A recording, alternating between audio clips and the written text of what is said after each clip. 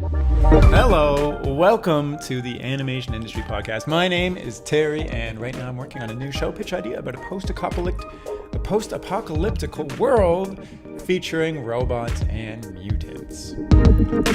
Today I'm chatting with someone who has made a career out of hand-drawn whiteboard marker on cellophane, paper, animations, and that is none other than the infamous Instagram, YouTube, and TikTok animator Marty Cooper, otherwise known online as Hombre McSteez.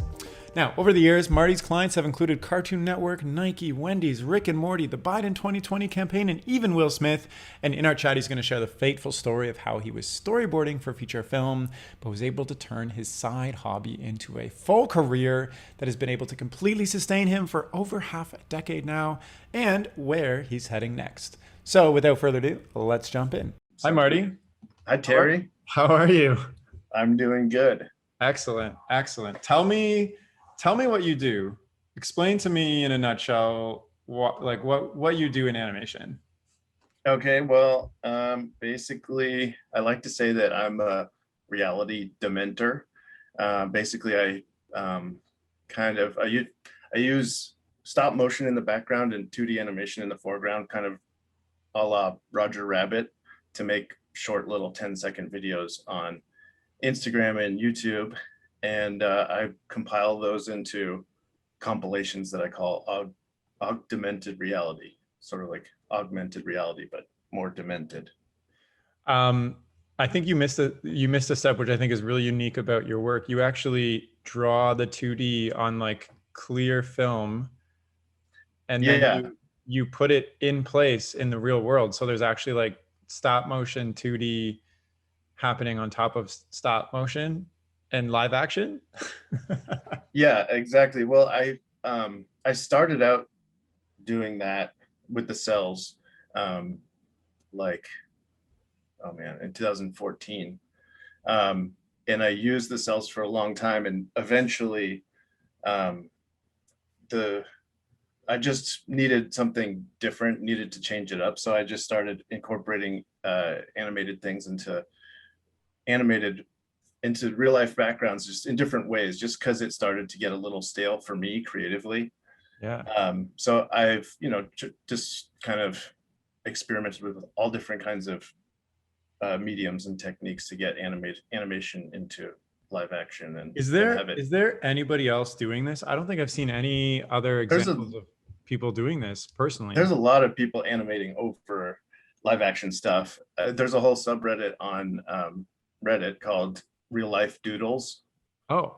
But a lot of that is like people taking found footage and then drawing arms and legs and eyes on it. And, I've seen those. But that's not. Yeah. But you're actually like animating on clear cells, like, and then. Right. I don't think anyone else is doing this. I mean, I know that there's some people that have done things like it, but as far as I know, I kind of created the tech. I mean, obviously, I didn't create cells. I will say you created this whole technique. You're the founder of having my hand in it and having the stop motion in the background and the 2D animation on cells interacting with the stop motion in the background. I think that the hand in it is the key. Oh yeah, there's. I remember when I first saw your stuff, it like instantly stood out to me as like so cool. I was like, what the heck? And also I know like how hard it is to like 2D animate and stop motion animate, and you're doing both at once. So I don't know how you were accomplishing it, and so frequently too. Like you're doing stuff all the time. Is this your job? Is this what you do? Yeah, it is. I've been lucky enough to kind of just be working on my own for since 2014 when I that first video came out. So so you animated, you hand drew on some clear cells, and then you took photos of holding those, and then money, like how? Yeah, exactly. Just started raining money. No. Well, it started off with still images. So I was doing just one image, drawing on the cell, holding it up, taking a picture, and having the character interacting with the background in a still image. And then I started like evolving that, playing with that, having like figuring out different ways for the character to be, look like it's behind things in the image. And then I was like, what if I tried to animate these? And the first few I did were I did not think it was going to work. I thought my hand would be too distracting and it would look messy. And then the first one I shot, it worked, and I was amazed. And then I was like, I want to do this every day. This is so cool. It's like the coolest magic trick. Yeah, and it's still, every time I make one, it is like shocking every time I hit play, and it's like, oh, it works. Like yeah. I'm sure you have the same thing. I think it's with all stop motion. It's like you hit play and you're like, what? Like I'm animating on a TV show right now, and like I animated like 9 seconds today, and just pressing play and watching the whole thing, I'm like, it's crazy that it like feels alive and looks alive and is like walking and moving, and it's like, and then you hold it in your hand, it's like this still dead thing.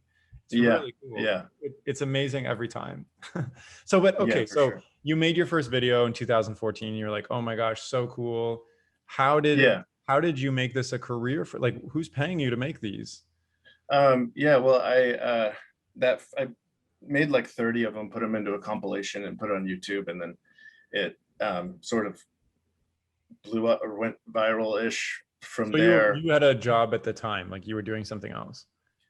I was a storyboard artist for like animated movies on like feature films, and then I stopped, took a break, and was just like needed to work on my own stuff. Mm-hmm.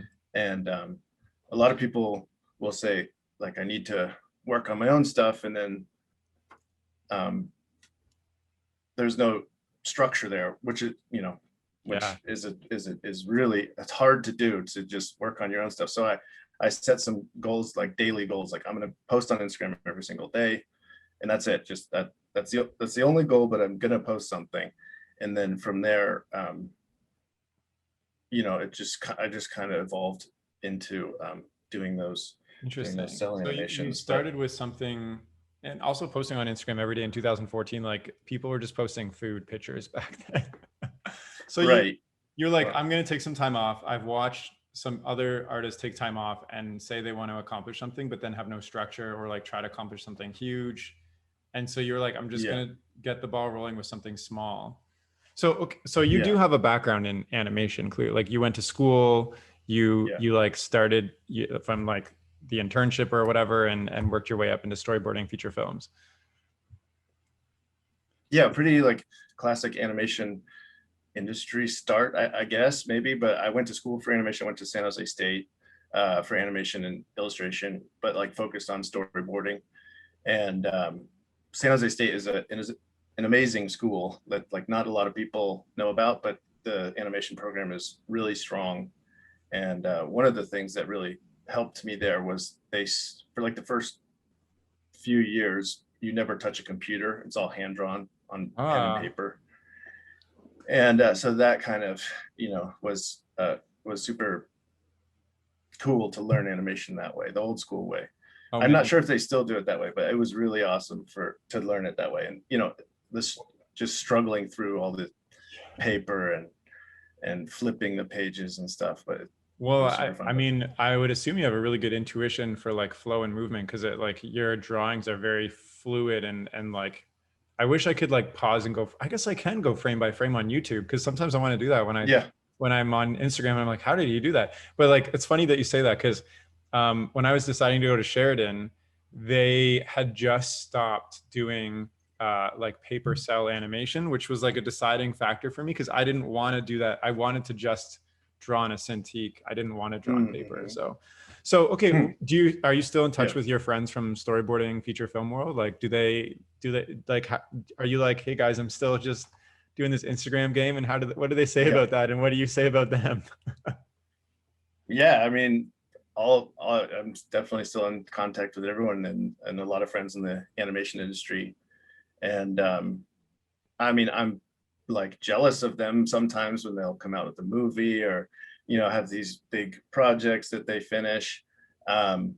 And, you know, sometimes I'm like, man, I want to work on a big project like that. But then also it's nice to be on my own and, you know, creating anything I want every day I just open my sketchbook and go, what do I want to do today? I don't know.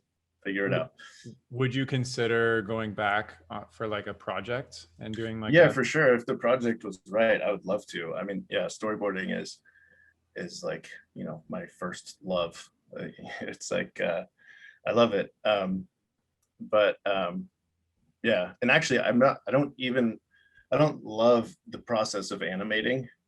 Like I love animating, but to me it's like it's a means to an end. Like I like the final product and like creating that the story and sending it out into a little package into the world with music and sound effects and the whole process. But the actual animating, as you know, I mean, I'm not that good of an animator. I can just squash and stretch things, and I understand slow in and slow out, so I can make it look fun and like it's alive. But like as far as like animating like emotion or subtleties, I have no skills really. Fair. So you've been 4 years, or maybe I guess, sorry, I'm thinking it's 2018, it's 2021. You've been like 7 years away from animating, or sorry, professionally storyboarding. Is that right? Yeah. That's crazy. How hard do you think it would be to get back in? Like, can you just pick it up again? Or do you think if you wanted to like actually pursue it and like get back into it, would you have to kind of really take some refreshers? I don't know. I mean, it would be well, it would be a lot easier if I had some storyboard samples from the movies I did work on, but I saved them all on my hard drive, which broke. And I lost all the files, but so I still just have my storyboards from college basically, and a few from I worked on this movie Freebirds, which was pretty fun back in the day. Right. And I noticed that. So, okay, I'm still curious about like your decision to take a break from working professionally and do your own art. And then you made 30 videos. You made a goal to like make one video every day for Instagram. And then you compiled that and it like took off on YouTube. At what point did you like internally know this was a career move for you versus like, I'm going back to storyboard world after this is done? Like, was it the success on YouTube that made I mean, I don't even know. Oh, well, yeah, for sure. I still wouldn't say it's like a conscious career move. I'm just kind of doing what I want to do, and it's worked so far. But yeah, like after that first video went viral, I got a call from Cartoon Network to like, they wanted to fly me around the world to do animations on like all these buildings around the world and like all these amazing like dream projects. And like I went to Chile to film a 7-Up commercial, and it was just this whirlwind of opportunities, and that was amazing. And I was like, okay, this is something. Like there's something here. I'm gonna stick with this. And so I've kind of been just like riding that wave ever since, I guess. So businesses, or I guess companies, are paying you to do stuff for them like this? Yeah. Oh, okay. Yeah. Because I like my thoughts were like, you know, I see your stuff on Instagram, but you're doing more than just that. You're not just doing that. Like the video views on YouTube and the revenue and whatever, that's like not. Oh yeah, that's like nothing. That's that's why I'm curious. I don't know. Yeah. I don't know. Okay, so you're so like I guess what's on Instagram, is that almost like your promotion strategy, or is that just you having fun and then people finding you and asking you to do stuff? Yeah, I guess it's kind of the same thing. I like to say that like every time you post something on Instagram, you're handing out your business card to everyone that follows you, and you're reminding them like, oh, this guy exists and he does something. And then, you know, there's probably some marketing guy somewhere or girl that's looking at your things and like, oh, that would be perfect for this project, but they wouldn't see it unless you posted something else.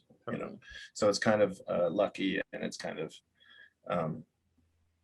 yeah, just you got to post consistently though to keep yourself on people's radar. Yeah, well, you're crazy good at that. Like you're just a Well, I don't know. machine.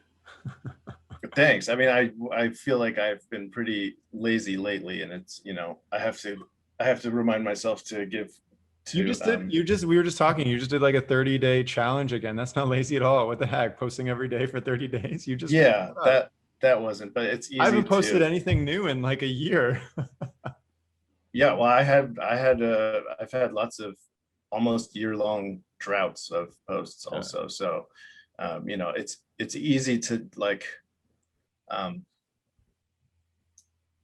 not have the structure, not give yourself the structure, and then slip into like, um, just not doing stuff. And then if you don't force yourself to post something every day, a lot of the ideas you have, you'll just be like, nah, it's not really good enough. I'll just Yeah. get the next one.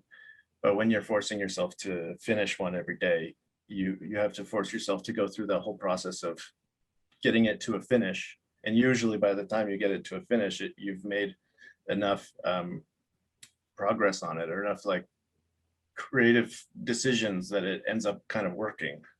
Interesting. You know what I mean? Like I feel like Yeah. you have to trust the process that you can, when the music and the sound effects and the acting and the motion all comes together, that it'll work. That's interesting to me because I deal with this thing internally where I'm like the original idea has to be so worth putting all this effort into that I'll often just not bother if I can't come up with a good enough idea versus like Yeah, what you just said, just whatever idea it is, just put the effort in and along the way you'll make it a better idea, I guess, just by creating it and having it. yeah. And if it's not, and if it sucks, um then it sucks Yeah. and nothing happens. That's one of the awesome things about animation, and I guess art in general, is there's no risk really. You could do anything you want, and at the end you just have something that nobody likes, or but it doesn't hurt anyone. It doesn't hurt yourself. Maybe you spent some time on it, but you learned something. And yeah, so that's kind of cool. So you've been doing this for the past 7 years. Like what has kind of fueled you this whole time from keeping at this very niche, one specific medium that, makes you feel the magic? Like this is your Yeah, well, full-time job for a long time. I mean, like I was mentioning earlier, like switching from animating with the cells into doing it digitally is because the cells at a certain point were, I was losing fuel for that.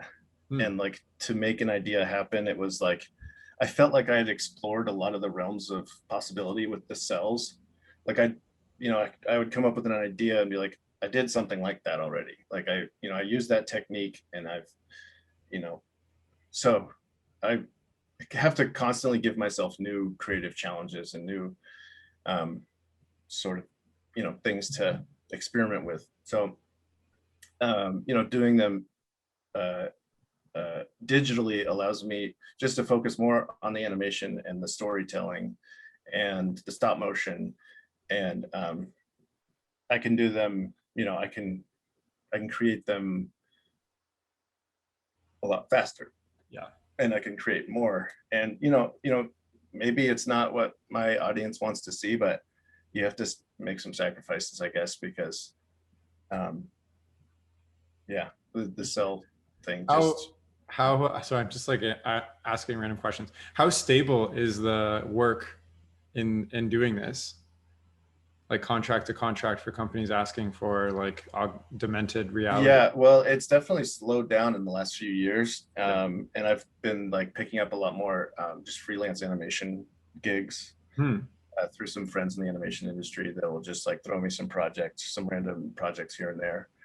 Um, so yeah, I feel like when I was using the cells, it had a lot of heat, a lot of you know, uh, a lot of it was very desirable because people could see what was going on. They could see my hand, and since I've stopped using this, or not using the cells as much, um, it's like a lot of the of those opportunities have gone away.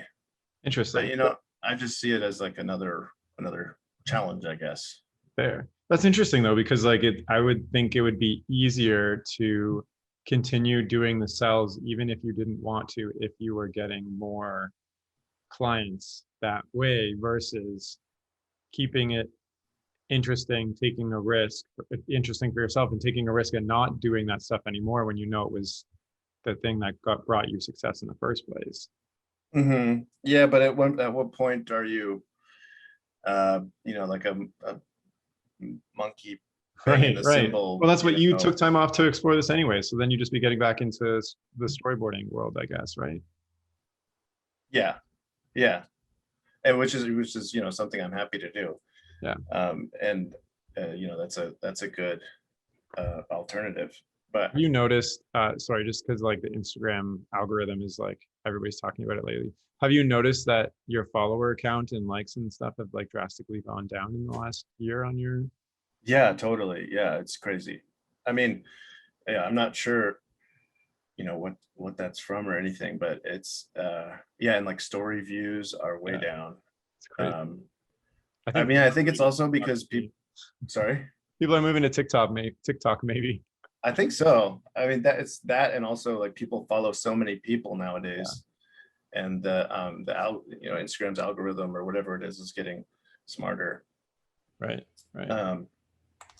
So tell me what it's like, going forward into the unknown, being your own boss. You just said you're getting less client work, you're trying and experimenting new things. Like what is your whole philosophy? So I'm asking a million questions. Going forward, like what is it that you're pursuing that is so strong for you to continue doing this thing on your own? Because you have tasted the work, like studio work, you're getting tasted your own path before and given up on some of that with the cell animation, etc. What is it that you're pursuing, like that you want out of a career that seems like you want out of life? Yeah, I mean, I feel like I I'm entertained by things that I draw, I guess, and I like to entertain people with my drawings.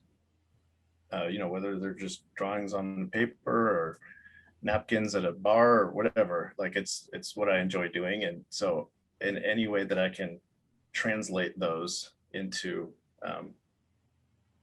entertainment is fun for me and hopefully fun for other people. So I mean, I guess like, I don't know, there is no end goal really. It's just kind of to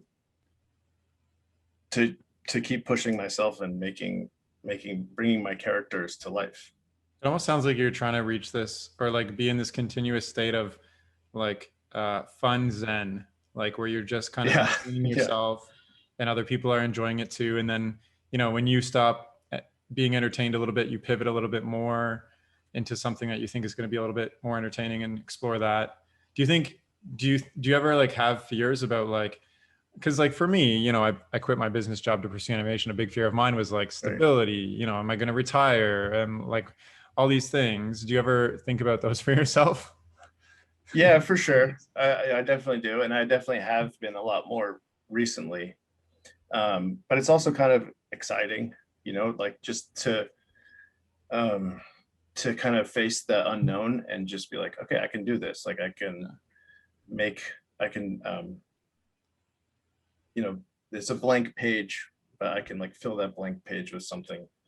Like I feel like if I just keep creating my characters and things that make me laugh or things that I personally enjoy, that putting them out there into the world will like come back in some way.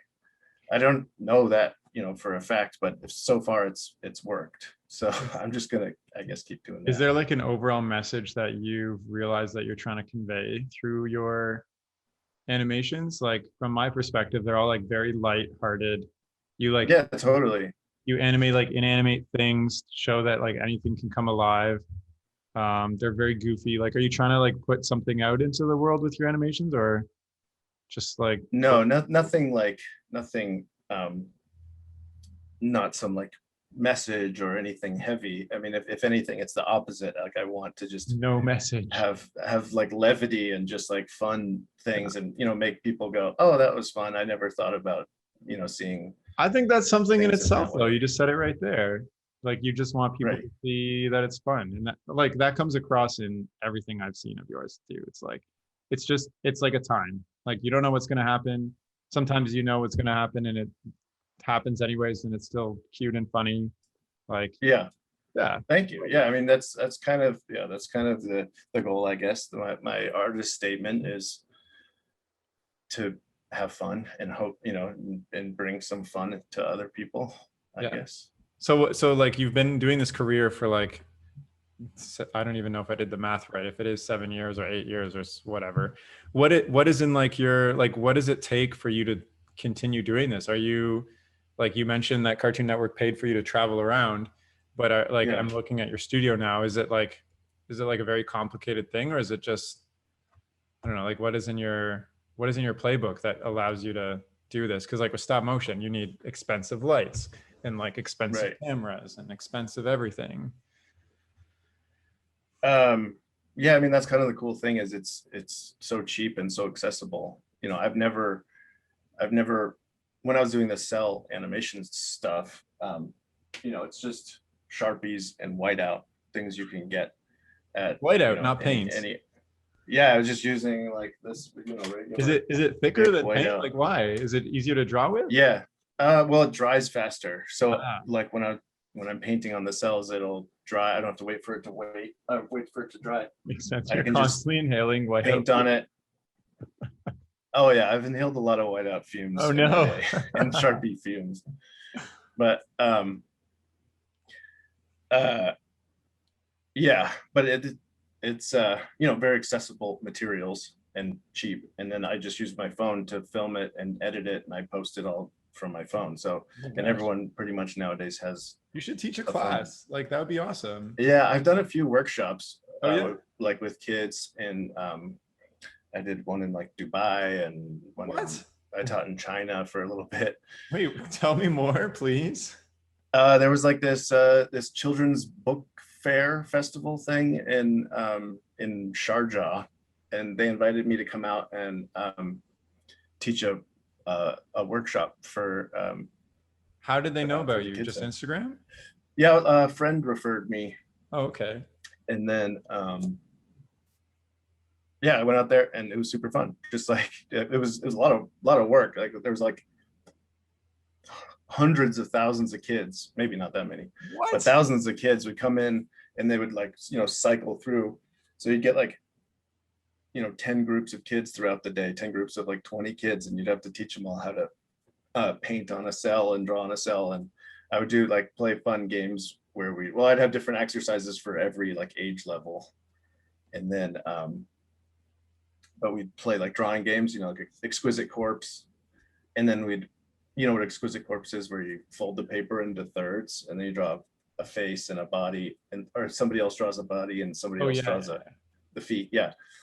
Um, we would do that, and then you unfold it and there's a weird character, and then I would have them like redesign the character in their own way on a separate piece of paper, and then use Sharpie to trace it onto a cell, and then you Yeah. flip it over and paint it, and then the kids all just like hold it up and take pictures with their phone, and it's like the coolest thing to see their reaction to like when they take a picture and then there's their character existing in that picture, and there's some Wow. really funny This fun is so easy, reactions. and I feel like nobody's doing this. And like, I've never like I've never had an art class where this has ever been done, and it sounds really cool. I want to do this myself. I'm gonna go Yeah. after this chat and like get some clear, just like saran wrap or something. I don't know. Yeah, well, I mean cells are as old as time in animation. It's Yeah, just, and I'm sure like the you're the only guy buying them now, or not even anymore. yeah, I don't even buy cells, or I mean I have some cells, but I just use the overhead transparency Yeah, yeah, yeah. Those are great. sheets. But yeah, they're expensive too. Like it's like like $1 a sheet, Oh, basically. what? Yeah, and then I use like 50 to 100 for every animation. So Oh my God, that is expensive.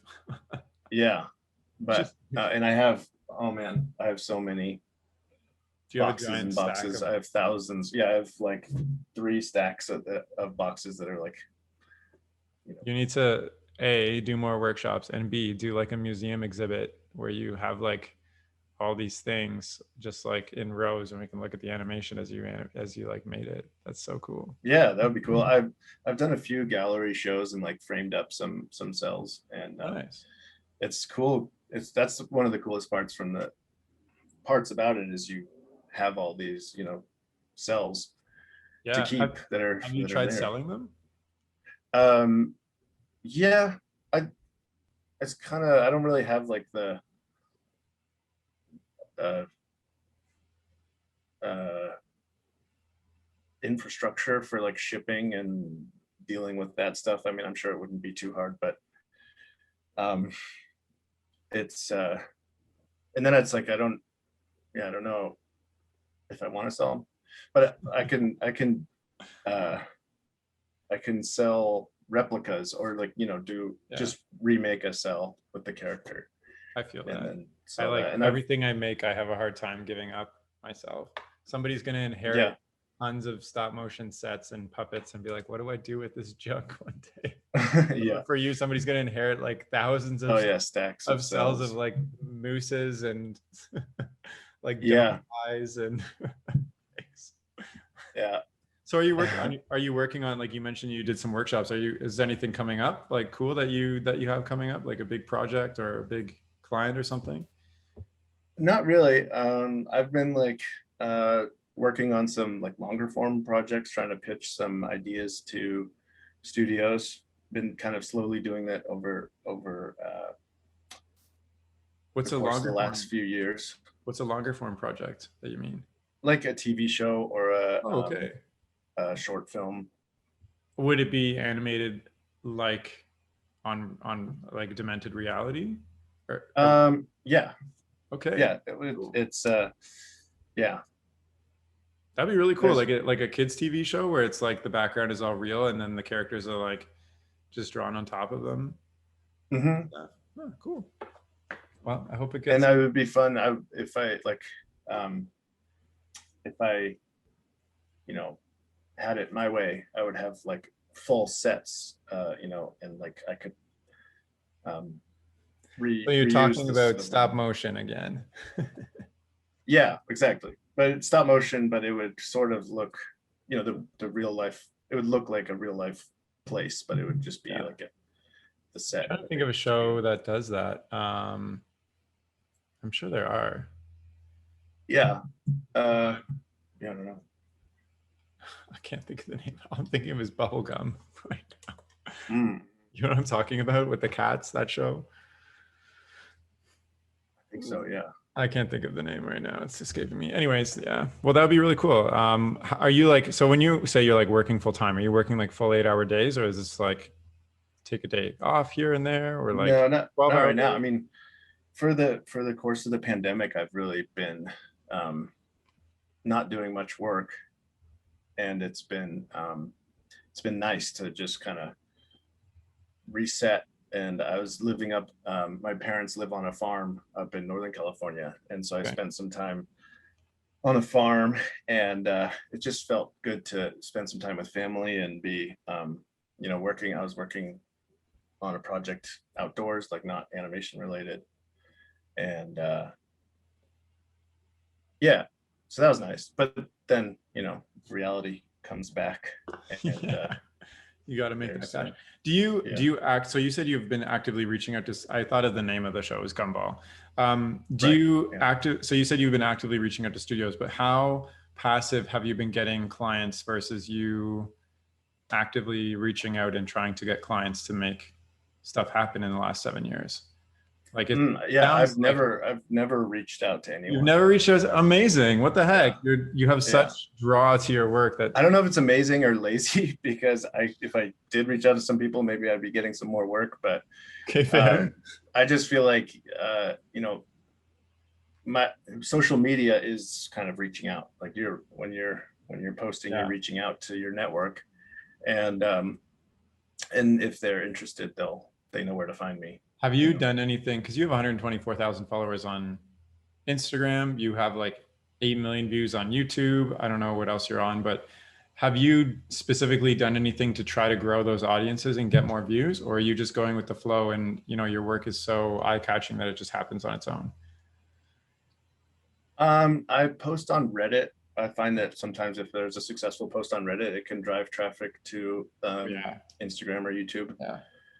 Not as much anymore. I feel like that. I just feel like there's so much. I don't know, like a YouTube post on Reddit used to drive traffic to YouTube, but now I feel like it has to be like a Reddit video to get, like, people don't really upvote YouTube links. Yeah. People just stay in Reddit and it's like, you don't want to, and like, I think all the social platforms are trying to not break their experience of having, a link go outside of their platform. So like, even if you're watching YouTube video, it's like embedded in a Reddit post too. So yeah. Right. But yeah, I mean, that's kind of the only thing I've done to promote my work, I guess. And I've been getting on, or I've been using TikTok. How have you found that? Which is, I think it's amazing. Yeah, and like a lot of artists, people, animation specifically, and artists are like struggling on TikTok because it's more about like, just moments and dances and stuff like that versus like actual animation. But I would assume yours does well because it's like a very unique cross barrier thing. Yeah, it does. It's I got on TikTok when it was still Musically. Oh, so wow. I had like a tiny, I mean, there was actually no one following me for a long time, but I would still just post out to nobody. And then it started to gain steam. So I had a bit of a following there already. And then as TikTok grew, I started to get more followers on there. Now I have more followers on TikTok than any other platform. But I found that it's a really good platform for sharing anything because, or for sharing like entertainment, or because Instagram's kind of designed for showing your friends what you're doing and like keeping in touch with friends. That's kind of its purpose. But TikTok is designed for entertaining people. Yeah. So the posts that are entertaining will do really well. Whereas like Instagram, it's like the posts of the people that will do well, or that's the purpose of it. So TikTok's really kind of groundbreaking in that way, where the posts that are entertaining rise to the top. So if you post on there, which is kind of what Instagram's trying to do now, is get away from the social part and just have it be a crack platform of addicting content. I mean, they all are. I feel like YouTube's trying to be like that too, and Facebook, etc. I've never heard anybody put it like that, where it's like or Instagram is like to show your friends what you're doing, and TikTok is just to entertain people. But it totally makes sense, and that's why like I think a lot of animation fails on like TikTok, because like snippets, like a little snip of animation that isn't specifically for entertainment versus like just the craft of it is not going to do as good. Yeah, like, I've also found that the process videos do really well on TikTok. Behind the scenes, and so but it's kind of like seems like embarrassing, not embarrassing, but it's kind of like, oh, TikTok is like people have this like bad opinion of it still, even though like the whole world is on it. And it's it's endlessly entertaining, which is not necessarily a good thing, but it's good if you're trying to create entertaining content. Well, and you can do, I guess that's another reason animation doesn't do so well, because it takes so long, but you are able to create stuff really quick. I guess that's a benefit. Like, what is your average time from like ideation to completion for one project? I'd say most of the time is in the ideation process, like just drawing in my sketchbook, trying to come up with ideas, and then the actual animation I can do in a day, or I can animate like 10 seconds a day about. But I don't, yeah. I mean, it's all like just squash and stretch, like characters jumping around and running, and it's at 12 frames per second. And you know, there's some moving holds and things like that that you can kind of cheat around with. But I definitely, yeah, I definitely like, I think my strong point is that I can animate things kind of quickly. Like I draw, I don't rough it out at all. I just draw straight on the cell with Sharpie. Dangerous. So I'm not following a rough animation, and I never clean up any lines or anything. I just draw it once and I'm done, and just straight ahead. And it's kind of, if I don't do it like that, and if I start thinking about overthinking it, then things get too stiff and I get bored. So I try to, it helps me to just animate straight ahead, do it, get it done with, and then you have a finished product eventually. Makes sense. And your animations are like very organic looking too, which I think is a result of that. I'm impressed because I can't just do that. I have to like rough and then do a nicer rough and then a partial cleanup and then a cleanup. Otherwise I just can't, I don't know. I get lost in the process in that sense. Do you, well, with stop motion, you kind of, well, I mean, when I do 2D, but yeah, stop motion, I don't know, stop motion, like it's tough. When I'm starting a shot, I'll try to do like a couple experiments, like maybe get in 20 frames, see what it looks like, try a different way. But once you're in like 40, 50 frames, you can't go back ever. Otherwise you're starting over. So you make a mistake, which happens all the time. You just have to push through it and hope nobody notices. Hope the director doesn't notice. Please don't look in that area for a little bit. Yeah. Well, it's okay.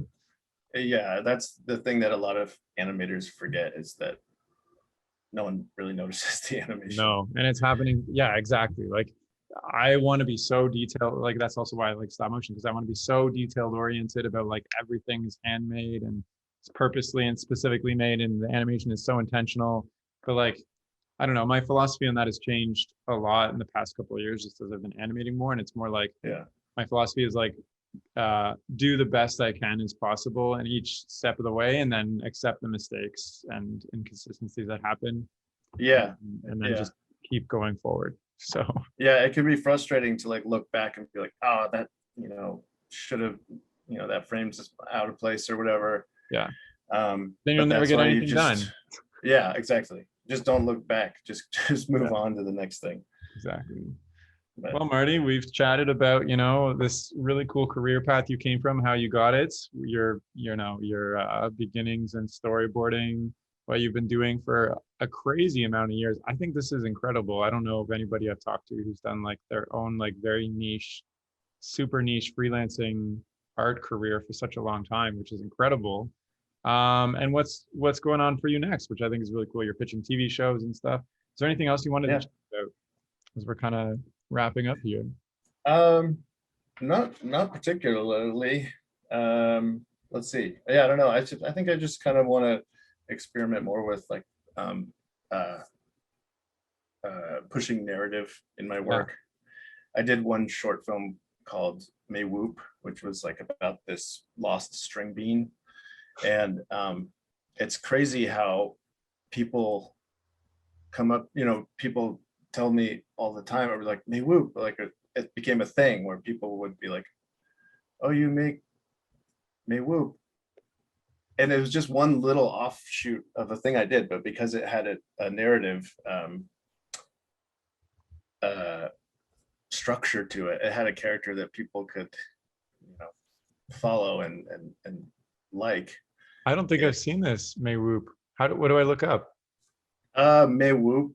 It's just MEH, like meh, and then whoop, WHOOP. It's just like a silly little like 4-part story of this lost. Oh, I do. I have seen this. Yeah. Okay, yeah. I was thinking like MAY for something for some reason. Mm-hmm. Yeah. No, that's amazing. That's so funny. But, yeah. So it's, you know, I think it's people really latch on to narrative characters, narratives, and stories. We'll get Disney on the line and see what they say about that. Yeah, they'll be like, yes, people latch on to, that's how we make our money. Yeah, it doesn't come like naturally to me as much. Like I like just doing like one-off gags. Yeah. But it's fun trying to like explore that world and get better at it. And Totally. try to make Totally. new I feel like characters. story is like a never ending thing that you can always get better at forever. And it's tough. I feel Yeah. like we're like naturally storytellers when it comes to like, you had like a car crash and you come to work and you like know just what to tell everybody about it, that it's interesting and people want to hear it. But when it comes to like making something up from nothing, it's like, Yeah. what do you know is interesting to other people? I don't know. Good Yeah. luck. So And then you pick one way to tell the story, and then you're like, wait, but I could do this thing that's also totally viable. Yeah, totally. So you're gonna do a lot more long form format or long form content. I think that's crazy. Is there anything else? Is there anything else that you've got coming up or want to share? No, I don't know. That's it. Yeah, Cool.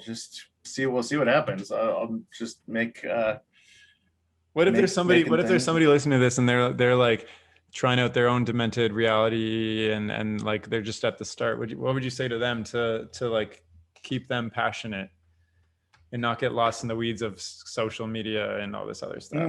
Yeah, just like start doing something and make it and finish it and then post it, and then just do that again and again and again, and eventually it'll start to get easier, and the stories and the animations will get cleaner. But yeah, it's like that hesitation that can kill creativity. Oh, for sure. So you just gotta, or even like the long goals, like I want like 1,000 likes versus just like, I liked your goal, which was just publish anything, see what happens. Yeah. But I mean, it is fun to see what people like and to try and create stuff that people do like. Oh, totally. But yeah, it's a byproduct, I guess. I guess one final question from me. Have you learned what people like specifically with your stuff? Like, do you know if something's going to take off and be extra popular? Like, and if so, what's the thing? I mean, yeah, I've learned, some things, I picked up some things, but in the end, it's like, I never have any idea. And there's some things that I'll post that I'm really proud of that people, just doesn't take off. And then there's ones that are just kind of throwaway ideas that people really, that people seem to like. But it's endlessly fascinating to explore with those. Well, and that's why I also love animation too, because sometimes it doesn't matter if people like it, I like it, and sometimes I want people to like it and it happens and it's great. So cool. Yeah. Great. Yeah. Well, thanks so much for coming on the chat. It's been a pleasure to meet you. I've been following your work for a long time and love it, and I'm happy to meet the guy behind it. And sure. Thanks for coming on and chatting. For sure. Thanks for having me. I'm a fan of the show, and I love getting now you can feel honored to be, yeah, I don't think I'll do that, but yeah, it's an honor to be considered part of the animation industry, which I don't know if I am. I feel like I'm just orbiting around the outside, but thank you for including me. Now you're part of it, and it's an honor to have you on. This is great, and this is awesome. For sure. And thanks again. And if you're listening and you want to, get in touch with or follow Marty's work, you can do so by checking out his Instagram or his YouTube. And that's Hombre Mixties without an E at the end. And I'll include those links in the description of this podcast. And that's all for now. So thank you so much for listening. Okay, bye.